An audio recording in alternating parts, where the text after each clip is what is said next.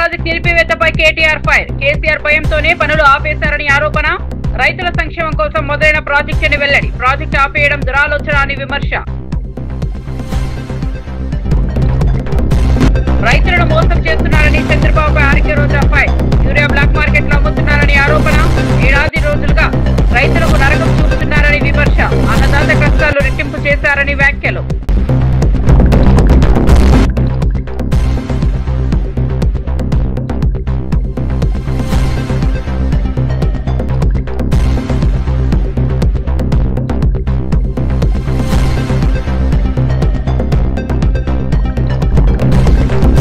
కూటమి రైతులకు యూరియా ఇవ్వలేకపోయిందని కేతిరెడ్డి విమర్శ. యూరియా తెలంగాణకు అక్రమంగా వెళ్తోందని ఆరోపణ. గిట్టుబాటు ధరల్లో విఫలమైందని కూటమిపై మండిపాటు. రైతుల సమస్యలు పట్టించుకోవడం లేదని తీవ్ర విమర్శలు. ఇక వార్త వివరాల్లోకి వెళ్తే అన్నదాత పోరు కార్యక్రమంలో వైఎస్ఆర్సీపీ మాజీ ఎమ్మెల్యే కేతిరెడ్డి వెంకట్రామరెడ్డి సంచలన వ్యాఖ్యలు చేశారు. ఆంధ్రప్రదేశ్ లో రైతులకు యూరియా అందించడంలో కూటమి ప్రభుత్వం విఫలమైందని విమర్శించారు. ఏపీ నుంచి యూరియా అక్రమంగా తెలంగాణకు తరలిపోతోందని ఆరోపించారు. రైతులకు అవసరమైన ఎరువులు అందుబాటులో లేకపోవడం వల్ల పంటలు దెబ్బతింటున్నాయని ఆవేదన వ్యక్తం చేశారు. అంతేకాకుండా పంటలకు గిట్టుబాటు ధరలు కల్పించడంలో కూడా ప్రభుత్వం పూర్తిగా విఫలమైందని మండిపడ్డారు. రైతుల సంక్షేమానికి అండగా నిలుస్తామని హామీ ఇస్తూ అధికారంలోకి వచ్చిన కూటమి ప్రభుత్వం రైతుల సమస్యలను పట్టించుకోవడం లేదని విమర్శించారు. దీనికి పెద్ద విషయం అవసరం లేదు. నువ్వు ఆర్బీకేలు ఉన్నాయి, ప్రతి 2000 జనాభాకు సంబంధించి ఒక ఆర్బీకేలు ఉన్నాయి. రైతులు వచ్చి ఎంత కావాలని డిమాండ్ అని బుక్ చేసుకుంటే అక్కడే విషయం తెలిసిపోతుంది. ఎంత రైతులకు ఎంత అవసరం పడుతుంది, ఎంత యూరియా కావాలని. గతంలో అదే విధంగా చేసేవాళ్ళం. అంత ముందు కూడా చూసినాం మనం. 2019 కంటే ముందు వేరుశనగ పంపిణీ అప్పుడు ఏ విధంగా ఉండేది. మార్కెట్ యార్డ్ లో వచ్చి ఇట్లాగే చెప్పులన్నీ పెట్టేసి తెల్లారి 3 గంటలకు వచ్చి ఎదురు చూసేవాళ్ళు. తర్వాత క్రమంలో ఎప్పుడైతే ఆర్బీకే ద్వారా మనం ఇస్తున్నామో ఎక్కడే కానీ క్యూలు కానీ వేరుశనగలో ఈ విధంగా ఇబ్బందులు పడుతున్నాయని ఎక్కడే కానీ చూసిన సందర్భం లేదు. ఎందుకంటే ఒక ఆలోచన విధానం ఉండాలి, రైతాంగానికి మేలు చేయాలని ఒక ఆలోచన విధానం ఉండాలి. కానీ ఈ ప్రభుత్వం అలాంటివి ఏవే కానీ చేయకుండా ఎంత అవసరమవుతుందనేది కంప్లీట్ గా వ్యవసాయాన్ని పూర్తిగా నిర్లక్ష్యం చేసి వీళ్ళ సోకులకు వీళ్ళు ఇచ్చే స్టేట్మెంట్లకు మనం చూస్తూనే ఉన్నాం. ఈ 2 ఏళ్లలో వరి ఏ విధంగా గిట్టుబాటు ధర లేకుండా పోయింది. మిరప కోసం ఏ విధంగా గిట్టుబాటు అయింది. నేను ఒకసారి ముదుగుబ్బ నుంచి పులివెందులు పోతుంటే మా ముదుగుబ్బ నుంచి దగ్గర 500-600 మంది పొద్దున్నే బొలేరోలోను ఆటోలోనూ పోతున్నారు. ఏమా ఇట్లా వస్తున్నారంటే ఈడ మిరపకు ఉంది అని చెప్పి మిరప కోసం పోయడానికి పోతున్నాం పట్టణానికి అన్నారు. సరే అని చెప్పి అమృతపల్లి దగ్గర అడిగినా, అక్కడున్న రైతులను అడిగినా ఏం లేదా మిరప ఎంత ఉపయోగపోతుందంటే గతంలో 53 కేజీలు, ఒక మూటకి 53 కేజీలు వాళ్ళు లెక్కేస్తారట. 53 కేజీలు లెక్కేసేది గతంలో 5,000, 6,000 ఉండేది. ఇప్పుడు కేవలం 693 రూపాయలు, 700 రూపాయలతో పోతుంది.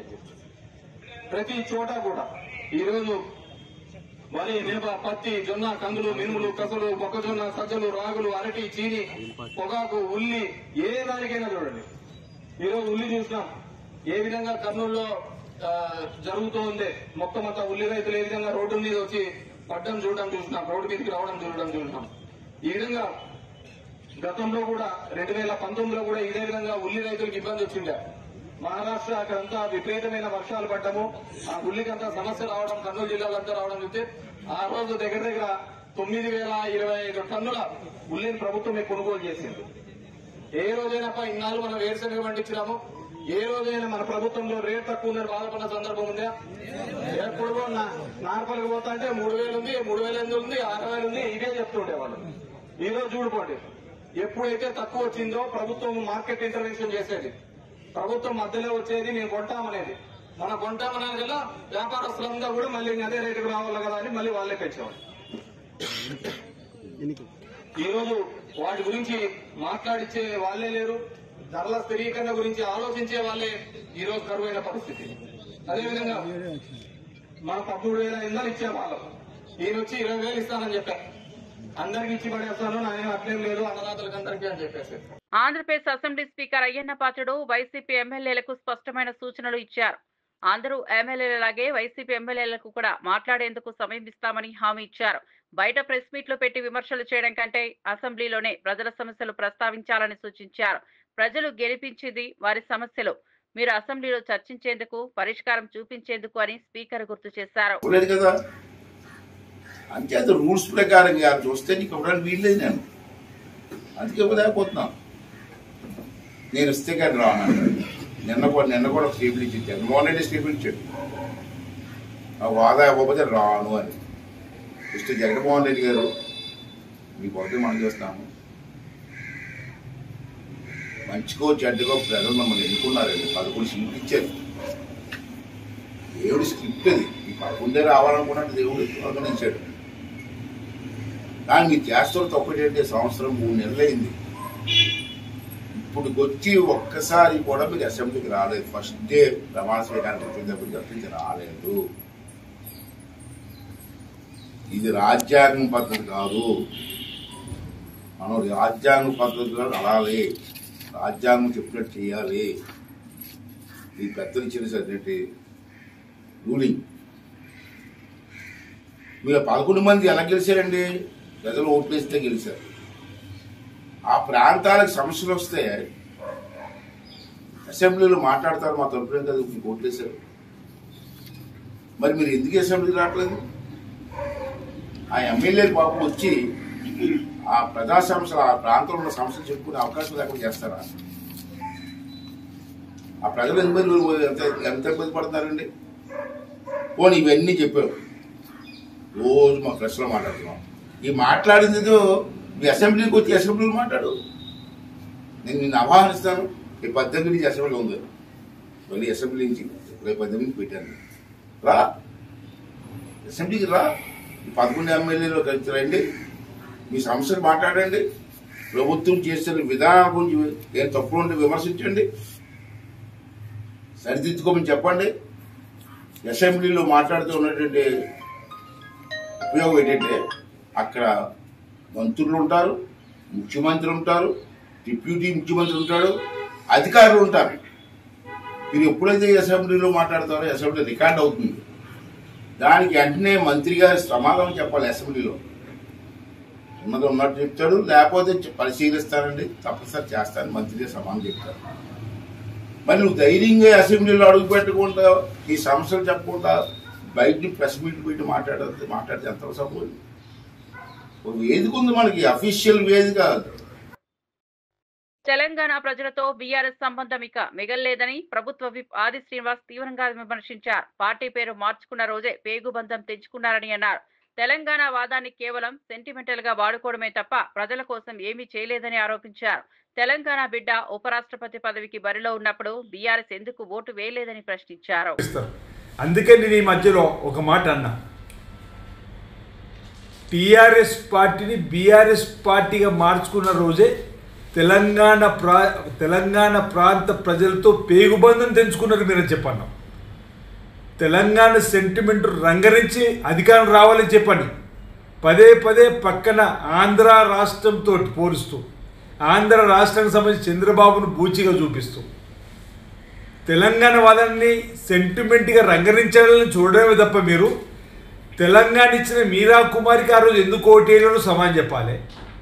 తెలంగాణ కోసం పోరాటం చేసినట్టు తెలంగాణ బిడ్డ ఈరోజు ఉపరాష్ట్రపతిగా బరిలో ఉంటే ఎందుకు ఓటేయారో ఈరోజు తెలంగాణ ప్రజలకు సమాధానం చెప్పాలి. మొన్ననేమో యూరియా ఎవరిస్తే వారికి ఓటేస్తామంటారు. అంటే కేటీఆర్ గారి మాటలు ఎంత చౌకగా ఉండే ఆలోచించాలి. మాజీ మంత్రి ఆర్కే రోజా రైతుల సమస్యలపై చంద్రబాబును తీవ్రంగా విమర్శించారు. రైతులు నిట్ట నిలువునా మోసం చేస్తున్నారని ఆరోపించారు. రాష్ట్రంలో యూరియాను బ్లాక్ మార్కెట్లో అమ్ముకుంటూ రైతాంగాన్ని దోచుకుంటున్నారని మండిపడ్డారు. ఏడాది రోజులుగా రైతులకు నరకం అంటే ఏంటో చూపిస్తున్న ప్రభుత్వం ఇదేనని ఎద్దేవా చేశారు.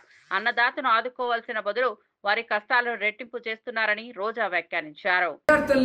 మూకుమ్మడిగా అందరినీ కూడా నిట్ట నిలువునా మోసం చేస్తున్నారో మీరు అందరూ గమనిస్తున్నారు. ముఖ్యంగా ఈ రోజు చూస్తే కూటమి ప్రభుత్వం అధికారంలోకి వచ్చి 15 నెలలు అవుతుంది. ఈ 15 నెలల్లో రైతుల జీవితాలకి నరకం చూపిస్తున్నారు. ఈరోజు రైతులకి వాళ్ళు చెప్పిన రైతు భరోసా సంవత్సరానికి 20,000 అన్నారు. 2 సంవత్సరాలు అవుతుంది. 5,000 వేసి చేతులు దులుపుకున్నారు. 35,000 ఎక్కడ అంటే పట్టించుకునే నాదుడు లేడు. అలాగే మీరు చూస్తే రైతు భరోసా కేంద్రాల ద్వారా, సహకార సంఘాల ద్వారా రైతులకు ఎంత అవసరమైతే అంత ఎరువులు, యూరియా, విత్తనాలు, పురుగుల మందులు, యంత్రాలు అన్నీ కూడా జగన్మోహన్ రెడ్డి గారు సరఫరా చేసేవారు. కానీ ఈ రోజు కనీసం రైతులు తాము పెట్టుకున్న పంటకి కాపాడుకోవడం కోసం యూరియాని అడగటానికి వెళ్తే యూరియా లేదు. మరి కేంద్రం ఇచ్చిన లక్షల టన్నుల యూరియా ఏమైంది రైతులకు ఇవ్వకుండా అంటే ఈరోజు తెలుగుదేశం పార్టీ నాయకులు, వ్యాపారస్తులు కుమ్మక్కై దాన్ని బ్లాక్ మార్కెట్ లో అమ్మేసి ఈరోజు ఏ విధంగా రైతుల జీవితాలతో చెలగాటమాడుతున్నారో మీ అందరూ కూడా గమనిస్తున్నారు. ముఖ్యంగా నా నియోజకవర్గం నగిరి గురించి నేను చెప్తాను. స్టేట్ అంతా ఎలా జరుగుతుందో మీకే అర్థమవుతుంది. ఎందుకంటే ఈ రోజు నగిరి నియోజకవర్గంలో నిన్నటి వరకు రైతులకు కావాల్సిన యూరియా ఇవ్వకుండా దాన్ని బ్లాక్ మార్కెట్ లో అమ్ముకుంటే రైతులు విధిలేని పరిస్థితిలో తమిళనాడుకు వెళ్లి కనకమ్మ సత్రంలో, అలాగే పల్లిపట్టులో, తిరుత్తనిలో, ఎన్ఎల్ కండ్రిగలో, పొద్దుటూరులో ఈరోజు వెళ్లి ఎక్కువ డబ్బుకి మరి ఈరోజు కొనుక్కొని ట్రాన్స్పోర్ట్ ఛార్జెస్ మళ్లీ కూడా దాని మీద భారీగా వేస్తే ఈరోజు రైతన్నలు వెన్నెముక విరిగిపోయే విధంగా, అంటే ఈ వెన్నుపోటు రాజకీయాలు చేసే చంద్రబాబు నాయుడు ఆఖరికి మామతో పాటు రైతులను కూడా ఎలా వెన్నుపోటు పొడిచారో ఒకసారి చూసుకోండి. ఎందుకంటే ఆయన వ్యవసాయం దండగాని తన మనసులోని మాట బుక్ రాసిన గొప్ప మేధావి. అలాంటి వాడిని నమ్మినందుకు ఈరోజు రైతన్నల జీవితాలు సర్వనాశనం చేశారనేది మీరు అర్థం చేసుకోవాలి. ఎందుకంటే యూరియా ఒక్కటే కాదు, చంద్రబాబు నాయుడు, పవన్ కళ్యాణ్ అధికారంలోకి వచ్చాక ఈరోజు రైతులకు ఇవ్వాల్సిన రైతు భరోసా లేదు, పంటల బీమా లేదు, అలాగే ఈ క్రాప్ లేదు, అలాగే రైతులకి పండించిన పంటకి గిట్టుబాటు ధర లేదు, మిర్చికి లేదు, పొగాకు లేదు, ఉల్లికి లేదు, చీనీకి లేదు, మామిడికి లేదు, వరికి లేదు. మరి ఎందుకు ఈ ప్రభుత్వం? దేనికి వీళ్ళకి పదవులు? చేతగానితనం ఉన్న వీళ్ళకి ప్రభుత్వం నడిపించడం చేత కాకపోతే దిగిపోవచ్చు కదా. మొదటిసారి ముఖ్యమంత్రి అయిన జగన్మోహన్ రెడ్డి గారు ఎలా రైతు భరోసా కేంద్రాలు తీసుకొచ్చారు, రైతులకి వాళ్ళ గ్రామాల్లోనే అన్ని ఎలా అందించి వాళ్ళకి అన్ని రకాలుగా అండగా నిలబడ్డారు. మీరెందుకు ఈ రోజు ఇంత సీనియారిటీ ఉందంటారు? 4 సార్లు ముఖ్యమంత్రి అయిన మీకు ఎందుకు రైతుల్ని కాపాడుకోలేకపోతున్నారు, రైతు సమస్యలు ఎందుకు తీర్చలేకపోతున్నారని అడుగుతున్నా. బీఆర్ఎస్ ఎమ్మెల్యే పాడి కౌశిక్ రెడ్డి ముఖ్యమంత్రి రేవంత్ రెడ్డిపై తీవ్ర ఆరోపణలు చేశారు. హైకోర్టు కూడా రేవంత్ తప్పు చేశాడని స్పష్టం చేసిందని అన్నారు. గ్రూప్ 1 పోస్టుల విషయంలో డబ్బులు తీసుకుని అమ్మకాలు జరిగాయని సంచలన వ్యాఖ్యలు చేశారు. కేసీఆర్ ప్రభుత్వం 503 పోస్టులకు నోటిఫికేషన్ జారీ చేస్తే రేవంత్ రెడ్డి అతి కకృతితో వాటిని 563 పోస్టులుగా పెంచి అమ్ముకున్నారని ఆరోపించారు. అవసరం రేవంత్ రెడ్డి గారు ఖచ్చితంగా ఉన్నది. ఇలా హైకోర్టే ఇలా తప్పుడు తడక, ఇలా తప్పుడు చేసినావు నువ్వు, ఇలా ఖచ్చితంగా రీవాల్యుయేషన్ అని చేయండి, లేకుంటే మళ్ళా ఎగ్జామ్ రీషెడ్యూల్ చేయండి 8 months లోపల అని స్వయంగా ఇలా హైకోర్టే చెప్పింది. ఎస్, నేను దీని గురించి 6 నెలల ముందే చెప్పిన, మళ్ళా చెప్తున్నా గట్టిగా చెప్తున్నా వినండి. ఇలా రేవంత్ రెడ్డి గారు కాంగ్రెస్ ప్రభుత్వం బరాబర్ గ్రూప్ 1 పోస్టులు అన్నీ కూడా అమ్ముకున్నది. వాళ్ళ దగ్గర డబ్బులు తీసుకున్నారు. రేవంత్ రెడ్డి గారు సీఎంఓ ఆఫీసే ఇలా డబ్బులు తీసుకొని వాళ్ళకి పోస్టులు ఇచ్చిండ్రు.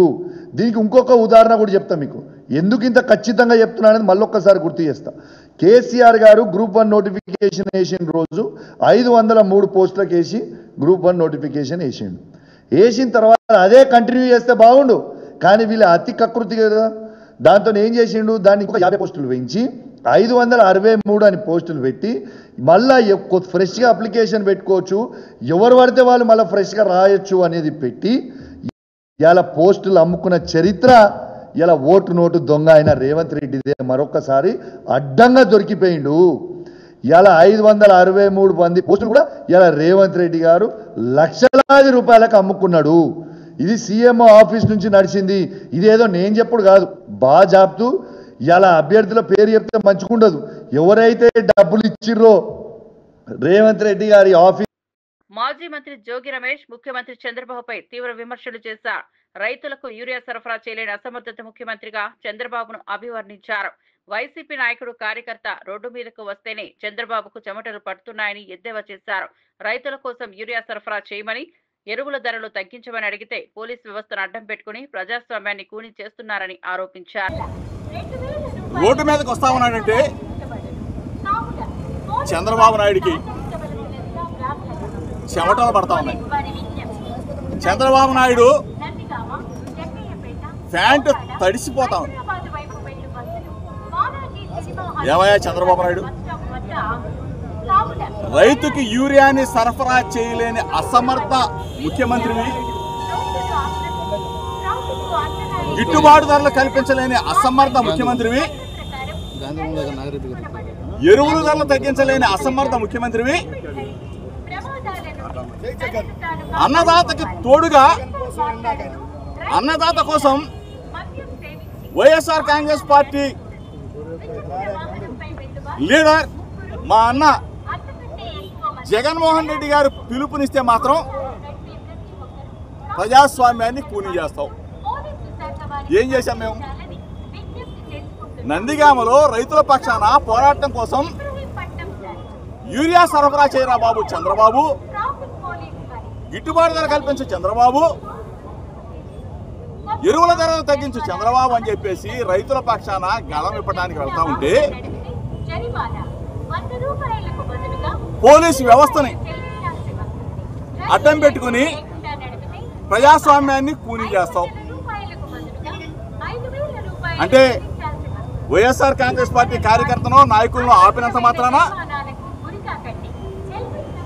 రైతుల బాధలు తీర్తగా చంద్రబాబు నాయుడు. ఉపరాష్ట్రపతి ఎన్నికల్లో తెలంగాణ బిడ్డ సుప్రీంకోర్టు విశ్రాంతి న్యాయమూర్తి సుదర్శన్ రెడ్డి గెలవాలని తన మనస్ఫూర్తి కోరికను మాజీ ఎమ్మెల్సీ కవిత వ్యక్తం చేశారు. ఆయన విజయం సాధిస్తే ఉపరాష్ట్రపతి పదవికి వన్నె తీసుకొస్తారని భావిస్తున్నానని అన్నారు. సుదర్శన్ రెడ్డి వ్యక్తిత్వం, నిబద్ధత, సేవా ధోరణి దేశానికి గర్వకారణమవుతుందని కవిత అభిప్రాయపడ్డారు. వైస్ ప్రెసిడెంట్ ఆఫ్ ఇండియాగా ఒక కంప్లీట్ ఆపోజిషన్ పార్టీ అభ్యర్థిగా దేశంలో ఉన్నటువంటి అనేక పార్టీలు సపోర్ట్ చేసినటువంటి వ్యక్తి గెలవాలని కోరుకోవడం కూడా అది డెఫినెట్గా ఒక పాజిటివ్ ప్రాంతీయవాదం అవుతుందని చెప్పి నేను మనస్ఫూర్తిగా భావిస్తూ ఉన్నాను. ఇది పార్టీలకు అతీతంగా తెలంగాణ బిడ్డ కాబట్టి ఆయనకు ఒక అవకాశం వచ్చింది కాబట్టి.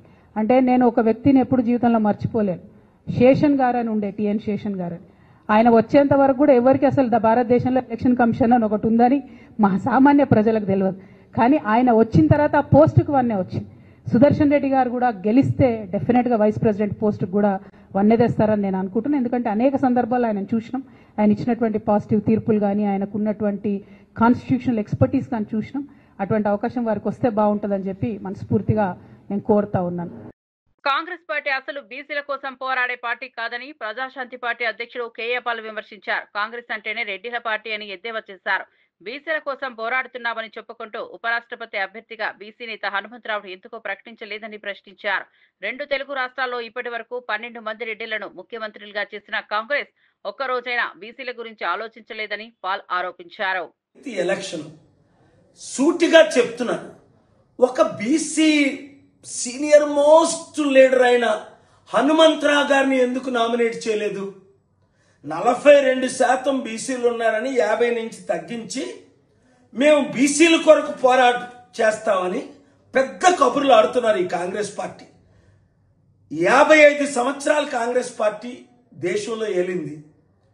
12 మంది రెడ్డిల్ని ముఖ్యమంత్రి చేసింది 2 తెలుగు రాష్ట్రాల్లో. ఏ ఒక్కరోజైనా బీసీల పట్ల న్యాయం చేసిందా? లేదు. అదే ఒక హనుమంతరావు గారు లాంటి క్యాండిడేట్ని పెట్టమని నేను రికమెండ్ చేశాను, ప్రపోజ్ చేశాను, వాళ్ళ ఎంపీలు ఉంటుండగా మాట్లాడాను, చేయలేదు.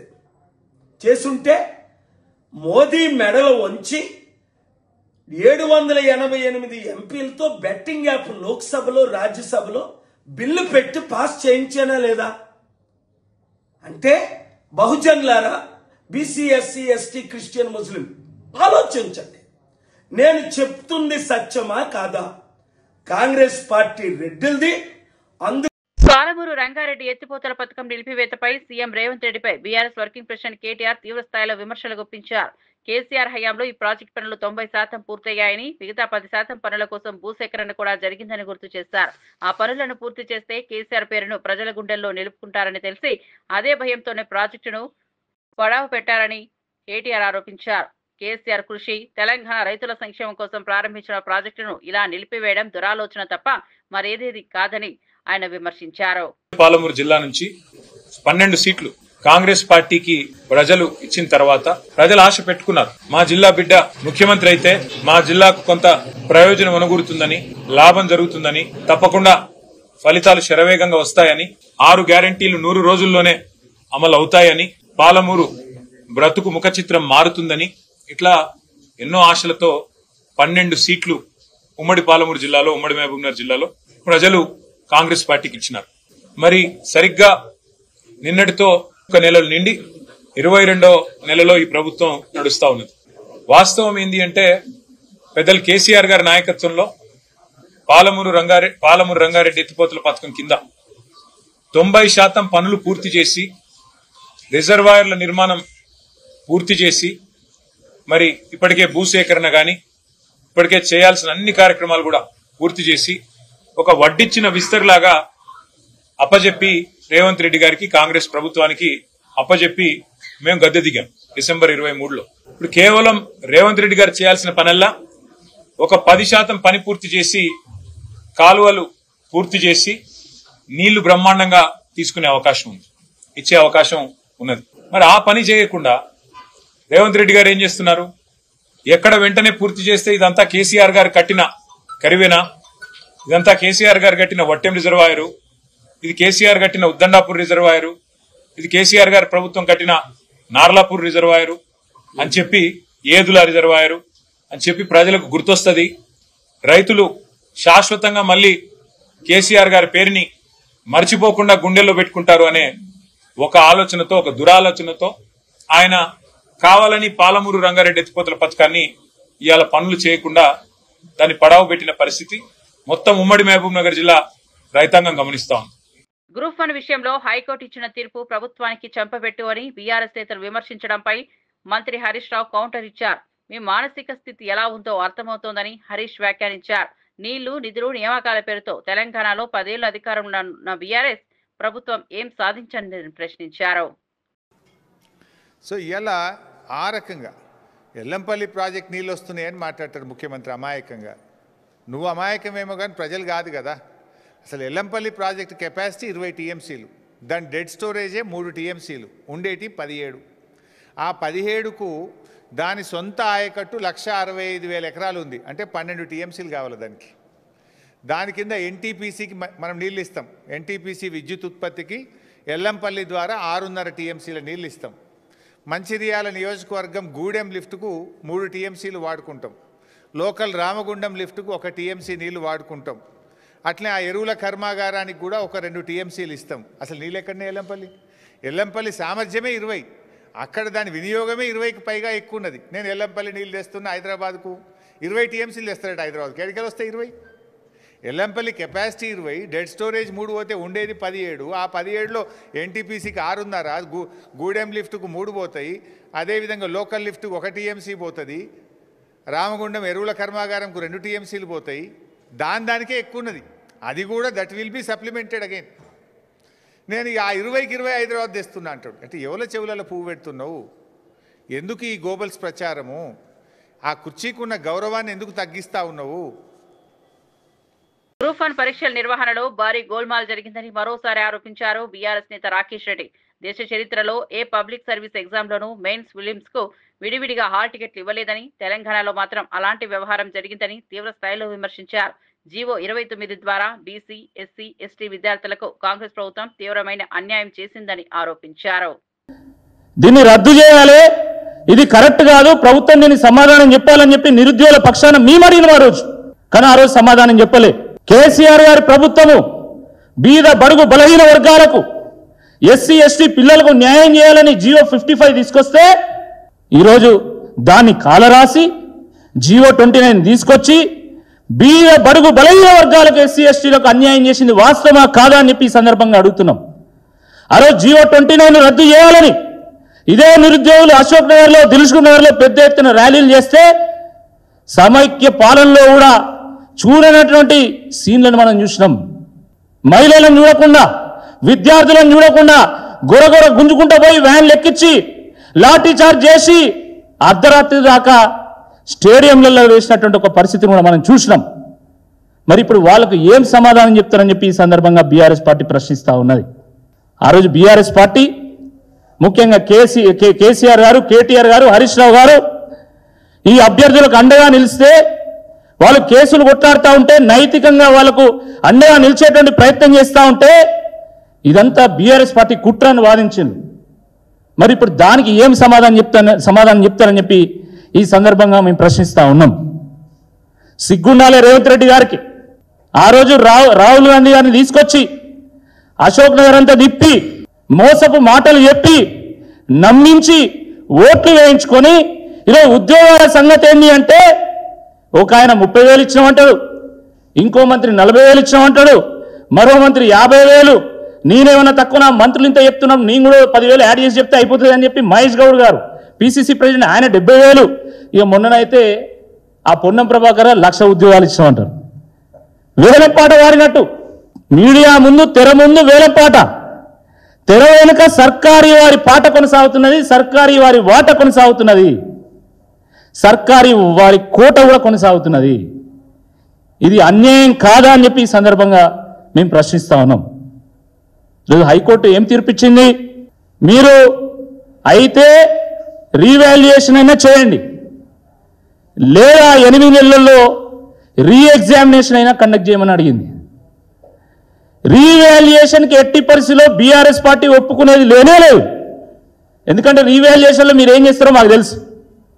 మీరు మొన్నదాకా చేసినటువంటి వాల్యుయేషన్లో ఏం జరిగిందో అందరూ తెలుసు.